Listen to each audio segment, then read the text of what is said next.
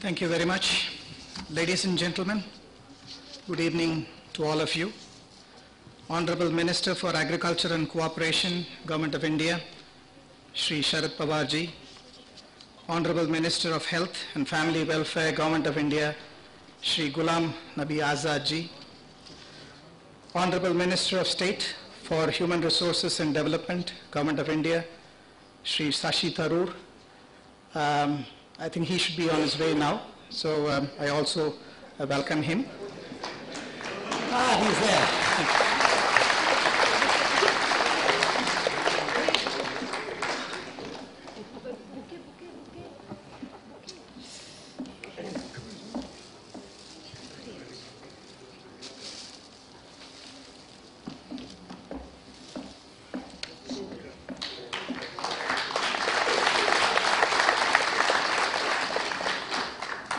Dignitaries on the diet, Mr. N. Vagul, Mr. Stephen Burrell, Dr. Kiran Mazumdar Shaw, Principal Secretary ITBT Karnataka, Mr. ISN Prasad, Senior Officers of the Central Government, Secretaries, Principal Secretaries of State Government, past Presidents of ABLE, Dr. Narayanan and Dr. Vijay Chandru, past and present office bearers of ABLE, distinguished press, and other important dignitaries and attendees. I stand before you today as the 5th President of ABLE on its 10th anniversary, a very important occasion in the history of biotechnology of India. So some of you must be wondering how this association was founded. As a lot of researchers will be aware, that most scientific discoveries are first recorded on napkins or tablecloths or even matchbox covers. ABLE's genesis was on a napkin a decade ago by 3 people, and I am assuming it is after a hearty meal in a restaurant. The founders then realized the need for a body to engage the government, public, and activists in responsibly disseminating knowledge on frontier technologies, including biotechnology, which benefit the people and their environment. The proud founders are amongst the distinguished audience today and would be pleased to see that their vision indeed was a step in the right direction. Today, ABLE is more relevant than a decade ago, as there is a need to constructively engage all the stakeholders in a diverse democracy like ours to herald in change and adoption of new technologies.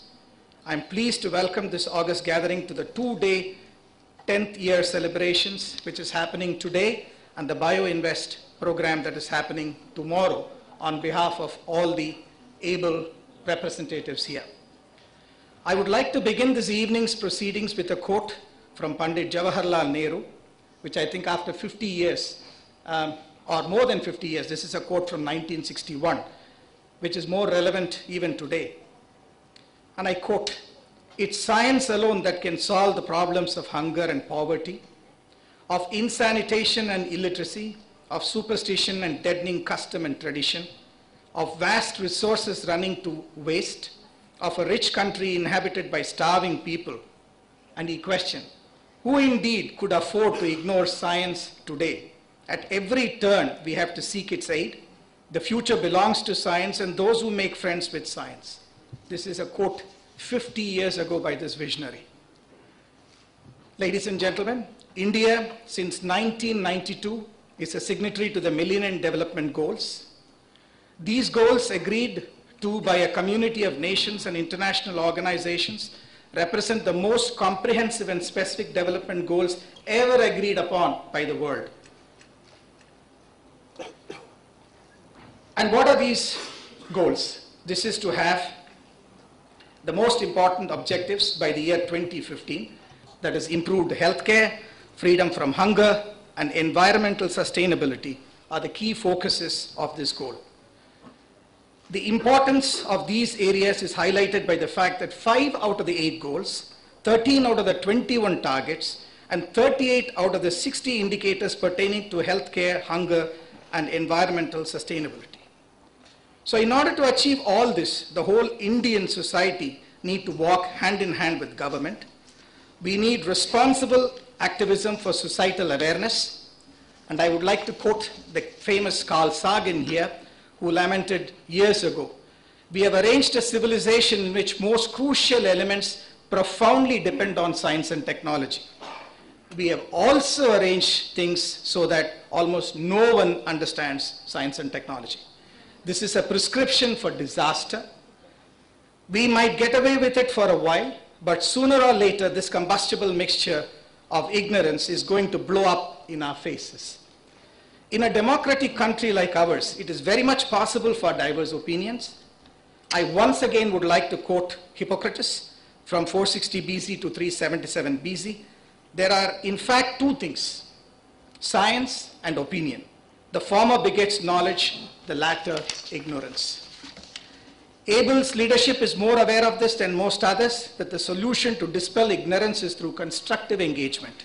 Over a decade now, Abel has played a vital role in supporting the government's thrust on the use of frontier technologies for human and agriculture applications. Abel has also been playing a vital part in the engagement of the stakeholders so that they have scientific information in hand to take decision. This journey has not been easy, and it's similar to a tightrope walk. I salute all the past presidents of Abel, including Kiran, who was the founder, who have charted a neutral path while continuing to push for the use of frontier technologies for the benefit of the society. And I would like to quote here Stuart Brand. "Once a new technology rolls over you, if you are not part of the steamroller, you are part of the road." India now is in such an inflection point in terms of moving to the leader in the world of bioeconomy. The vision is already there. There is this roadmap laid out by Abel and Department of Biotechnology, whose representatives are here, which suggests that in the next decade, this industry will go to a size of about 100 billion from the current 5 to 6 billion. We have pointed out that the key drivers for this growth are regulation, infrastructure, skill development, and sound inflow of capital.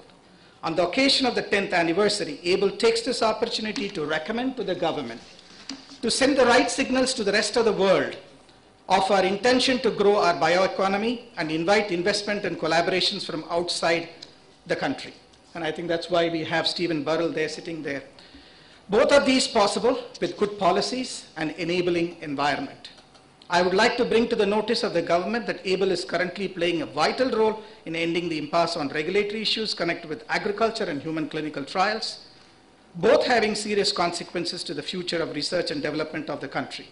In both cases, and I would like to say that in one we are yet to implead, in the other, in the agriculture, we have impleaded to the court, and we are providing the highest quality scientific information that is available with us so that the court can take informed decisions.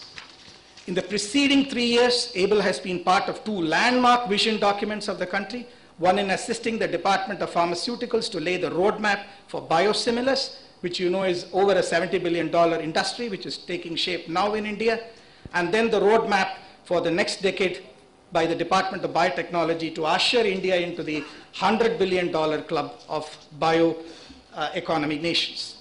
Abel has played a very important role in shaping policy in the state level. Karnataka, Odisha, Tamil Nadu, Uttar Pradesh have all been a benefit to the policies, initiatives which our members have been engaged in. Abel was also an integral part of the government guidelines on biosimilars, which has come for unanimous praise from a number of visiting delegations, including USA. And today, Abel is releasing proactively a framework on stem cell guidelines for the consideration of the government during the 10th year celebrations. There are a number of students in our audience. Abel is very proud that it has done several editions of Best and Nest programs in association with the Department of Biotechnology to foster entrepreneurship. These bright talents are also part of the audience. Our efforts in Karnataka to make biotechnology freshers employable. There was a time there was no employment. Today we have enough people to employ, but they have to be employable. So the government of Karnataka has these finishing schools, and I understand from them that almost 100% of the students who have come out have been placed in respective jobs. I would like to conclude by saying that we stand at a time in history now where our actions will be judged by the future generations. I think as a nation, we have always been responsible and never feared in charting our own course on the use of frontier technologies in nuclear, space, and telecommunications. We have been fortunate to have a Prime Minister who understood the needs of India to chart out an inclusive course for growth which is unparalleled in the history of this universe. Let us join hands in celebrating excellence, vision, and leadership, the key elements the government and ABLE has stood for all these years. I once again welcome the Honorable Ministers of the Government of India and thank them for their valuable time. Ladies and gentlemen, welcome all of you to this wonderful evening and the deliberations for shaping the destiny of India tomorrow. Thank you very much.